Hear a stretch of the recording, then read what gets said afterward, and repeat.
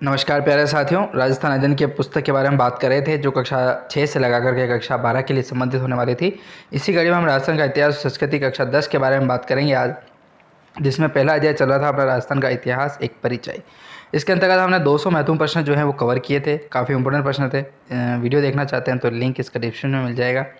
PDF download करना चाहते हैं, 360 पेज की पीडीएफ है, इसको भी डाउनलोड करना चाहते हैं तो भी लिंक आपको जो है वो डिस्क्रिप्शन में मिल जाएगा। वहाँ से जाकर के आप इस पीडीएफ को भी डाउनलोड कर पाएंगे। ठीक है, हमारी तरफ से फ्री प्रोवाइड कराई गई है, वो आप जल्दी से जल्दी एक बार उसको देख लीजिएगा। ऐप चार्ज जो है वो लगेगा आपके, ठीक है, थोड़ा सा है, 5-10 रुपये होंगे। चलिए, प्रश्न आता है, अजमेर में आना सागर झील व पुष्कर में वराह मंदिर का निर्माण किसने करवाया था? तो अर्णोराज के द्वारा जो है वो करवाया गया था। देवबोध व धर्मघोष नामक विद्वान किसके दरबार में थे? तो अर्णोराज के दरबार में था दोस्तों। देवबोध व धर्मघोष जो नामक विद्वान थे दोस्तों, वो अपने अर्णोराज के दरबार में थे। दिल्ली पर अधिकार करने वाला पहला चौहान शासक कौन था? तो विग्रहराज चतुर्थ था दोस्तों। कौन था? दिल्ली पर अधिकार करने वाला पहला चौहान शासक कौन था? विग्रहराज चतुर्थ। विग्रहराज ने किस नाटक की रचना की थी? तो हरिकेली जो नाटक है उसकी रचना की जाती है विग्रहराज के द्वारा। बिसलपुर झील का निर्माण किसने करवाया था? तो विग्रहराज चतुर्थ के द्वारा करवाया गया था। बिसलपुर झील का जो निर्माण है दोस्तों, वो विग्रहराज चतुर्थ के द्वारा करवाया गया था। किसका काल सपादलक्ष का स्वर्ण काल कहलाता है? ऐसा कौन सा राजा था जिसका काल जो है वो स्वर्ण काल जो है वो सपादलक्ष के नाम से प्रसिद्ध हुआ? विग्रहराज चतुर्थ। ठीक है, बहुत महत्वपूर्ण है। विग्रहराज चतुर्थ का बहुत सारे प्रश्न पूछे जाते हैं इनसे संबंधित। ठीक है, उन्हीं को हम पढ़ेंगे आगे भी। प्रश्न है कि आल्हा उदल के वीर सेनापति कौन थे? तो पृथ्वीराज चौहान तृतीय जो है वो आल्हा उदल के वीर सेनापति थे। पृथ्वीराज चौहान तृतीय। पृथ्वीराज विजय किसकी रचना है? तो अपने जहनक की रचना है। तराइन का प्रथम युद्ध और तराइन का दूसरा युद्ध काफ़ी इंपॉर्टेंट प्रश्न है। अंतर 1 साल का है।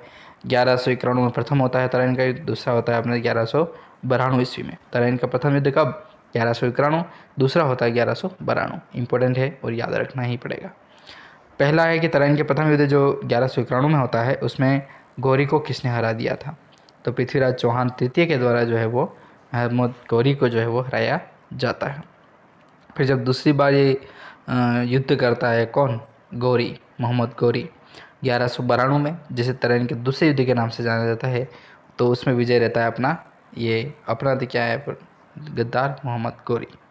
चलिए, अगला प्रश्न है 210 नंबर का। संयोगिता एवं पृथ्वीराज चौहान की प्रेम कथा को किसने कपोल कल्पना कहा है?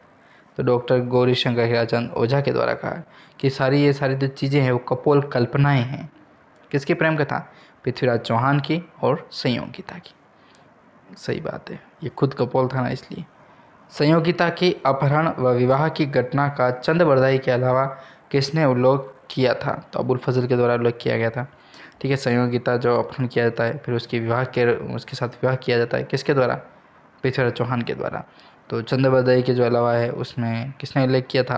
तो अबुल फजल के द्वारा भी इसका उल्लेख जो है वो देखने को मिलता है। चलिए, अगला प्रश्न है 212 नंबर का। पृथ्वीराज संयोगिता प्रेम प्रसंग को किस इतिहासकारों ने मान्यता दी थी?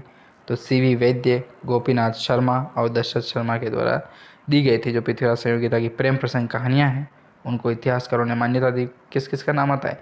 सीवी वैद्य, गोपीनाथ शर्मा और दशरथ शर्मा का नाम आता है। ठीक है, प्रश्न है अगला। पृथ्वीराज संयोगिता प्रेम प्रसंग को किन इतिहासकारों ने मान्यता नहीं दी? तो डॉक्टर रोमिला थापर और आर.एस. त्रिपाठी का नाम आता है। ठीक है, इनका तो काम ही था उल्टा काम करने का। जबकि पृथ्वीराज संयोगिता के ऊपर एक अच्छी फिल्म बनी थी, अभी आपने देखी होगी, बहुत ही मस्त पिक्चर है। रणथंभौर संस्थापक किसे कहा जाता है? रणथंभौर के चौहान वंश का संस्थापक किसे कहते हैं? गोविंदराज को। पृथ्वीराज तृतीय का पुत्र जिसे माना जाता है, पृथ्वीराज तृतीय का पुत्र गोविंदराज रणथंभौर के चौहान वंश के संस्थापक थे। चलिए, इसी कड़ी में अगला प्रश्न है। किसे शरण देने के कारण हमीर को खिलजी के युद्ध का सामना करना पड़ा था? तो मंगोल का विद्रोही जो मोहम्मद शाह था और केब्रहू जो है उसको इन्होंने शरण दी और इसका खिलजी का जो है वो आक्रमण किया जाता है खिलजी के द्वारा। तो इस तरीके से महत्वपूर्ण प्रश्न के बारे में बात की है हमने।